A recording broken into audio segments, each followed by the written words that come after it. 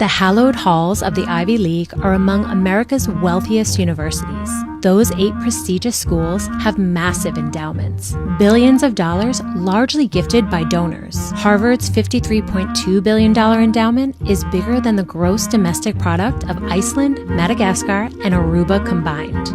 Yale's $41.4 billion endowment could buy 102,546 houses at the median existing home price of $403,700. Columbia's $14.8 billion endowment is more than 6 times what Taylor Swift earned on her record-breaking $2.2 billion Eras Tour. And the University of Pennsylvania, President Trump's alma mater, had a $22.3 billion endowment. Soccer star Cristiano Ronaldo, who raked in $215 million in the 2024 season, would need to play over 103 seasons of soccer to make that. So if the Ivies appear to be so flush with cash, why do they need billions of dollars in federal funding? In some ways, universities have put a target on their back by not spending enough from their endowments. They should spend more, but they can't do research to the scale that the federal government funds research just with the endowments. Since taking office, President Trump has frozen billions in federal funding for elite universities. These universities have to choose whether to comply with the demands of the administration or lose their federal funding. Because most Americans interact with universities by attending college, most people think that tuition is the only revenue. They also operate hospitals, they also do research, and there are funding streams attached to all of those things. And endowments aren't piggy banks. Harvard, which is suing the Trump administration over the funding freeze, says about 80% of its endowment is earmarked for financial aid, scholarships, faculty chairs, and other programs. Large portion of endowments have